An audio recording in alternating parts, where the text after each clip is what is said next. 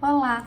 Vamos conversar um pouquinho sobre a constelação familiar sistêmica. Se você nunca fez um atendimento de constelação, nunca participou como representante, ou já ouviu falar, mas não tem muita ideia de como acontece o atendimento da constelação individual, eu vou explicar um pouquinho nesse vídeo. Bom, a constelação familiar sistêmica é uma técnica de terapia breve que acontece numa única sessão e que foi sistematizada pelo alemão Bert Hellinger na década de 70. Bert Hellinger, ele era um psicoterapeuta, ele tinha conhecimento de diversas outras técnicas, nas quais ele foi aplicando, aprendendo, observando, até que ele consolidou a constelação familiar com base em 3 leis que ele chama 3 leis do amor, que ele observou que se aplicam a qualquer cultura, qualquer família, qualquer contexto. E essas leis são exatamente as leis que regem as dinâmicas que a gente observa na constelação familiar. A primeira lei do amor que Bert Hellinger nos trouxe é a lei do pertencimento. Ela diz que todos os que fazem parte de um sistema familiar têm o direito de pertencer. Não pode haver exclusões. E quem faz parte desse sistema familiar?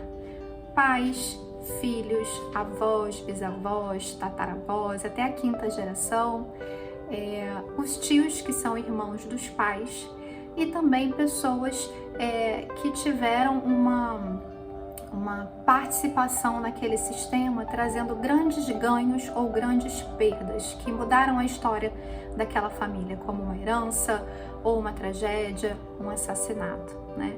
Filhos pertencem tanto os filhos nascidos quanto os filhos não nascidos. E a lei do pertencimento nos diz isso. Todos têm o direito de pertencer, não pode haver exclusão. Mas na prática a gente sabe que acontecem as exclusões, né? Às vezes por um membro da família ter um comportamento que o clã não concorda, uma conduta que não é aceita, ou por, às vezes até por algum sintoma, uma doença mental, algo que acontece na vida daquela pessoa, ela acaba sendo excluída desse sistema. E o que acontece?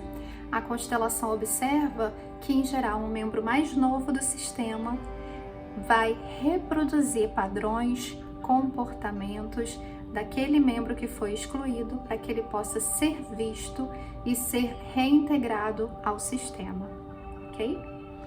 A segunda lei é a lei de ordem e hierarquia. Essa lei diz que existe uma ordem.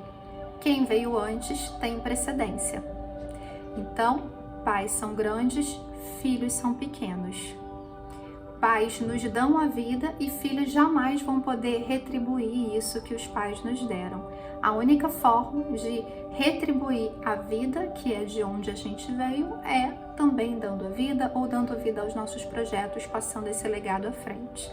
Então, pais são grandes, filhos são pequenos e com muita frequência a gente inverte essa ordem, a gente sai do nosso lugar quando a gente julga os nossos pais, quando a gente se sente no dever de cuidar dos nossos pais, sem fazer isso com a postura em que a gente permanece no nosso lugar, entendendo que eles são os pais, nós somos os filhos. Então, essa é a ordem, é a lei de hierarquia. E também existe uma ordem, por exemplo, entre os irmãos. Embora os irmãos estejam na mesma hierarquia, o irmão que veio antes, ele também tem uma precedência, né? Então eu tenho o primeiro irmão, o segundo irmão, o terceiro irmão, inclusive dos filhos que não nasceram ou que chegaram a nascer e faleceram. Eles também pertencem e precisam estar na sua ordem.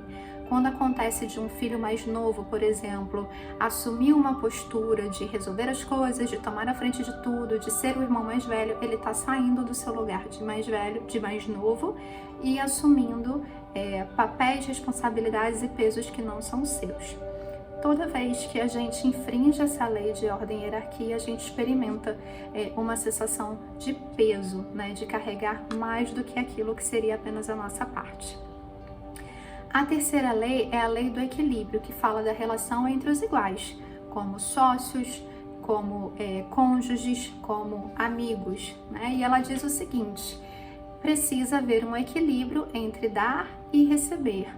Quando eu tenho numa relação como essa alguém que dá muito, só dá e se coloca numa posição de doador, eu faço por mim e faço por você, essa pessoa acaba se distanciando da outra, né? Por um comportamento que pode ser visto como de abnegação, de muita bondade, na verdade ela está se distanciando. Inconscientemente a mensagem que ela diz para o outro é: olha como eu sou tão melhor do que você nem precisa me devolver.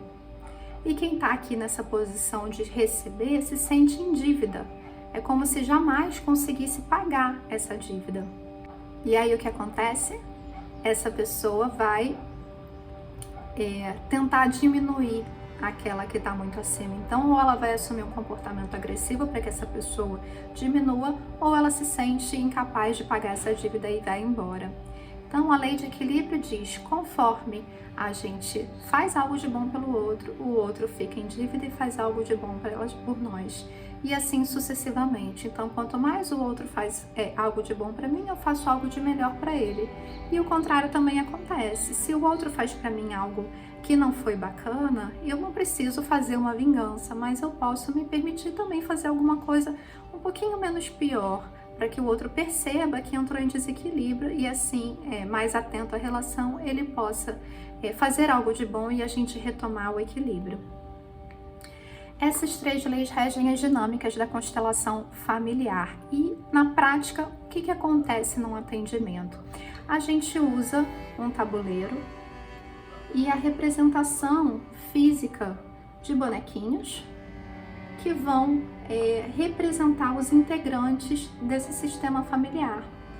E o que pode ser visto numa constelação? A gente pode ver todo e qualquer tipo de questão que nos faça experimentar uma sensação de bloqueio, de comportamento que a gente não consegue modificar, um padrão repetitivo, sabotagens, dificuldade de ir para a vida e também questões físicas, questões emocionais, dificuldades relacionais. O que a constelação vai mostrar para a gente quando a gente abre a conexão com esse corpo, esse campo morfogenético e dá voz ao inconsciente do nosso sistema familiar, é verificar se há razões sistêmicas para esses comportamentos. Será que nós estamos, por amor cego, por uma lealdade invisível, repetindo o comportamento de alguém, carregando pesos que não são nossos, levando para a nossa história algo que na verdade pertence a alguém do nosso sistema familiar? Então, na constelação, a gente, através de um exercício de observar as dinâmicas, o movimento e os sentimentos que surgem quando a gente coloca esses representantes em relação um ao outro, é possível a gente trazer à tona essas informações e a partir disso o cliente tem condições de, observando a sua própria vida de fora, numa questão específica, ter mais recursos para deixar aquilo que pode ser deixado, compreender, aceitar a história como foi e sair mais forte para a vida, fazendo algo de bom com ela e deixando para trás tudo aquilo que não era exatamente seu.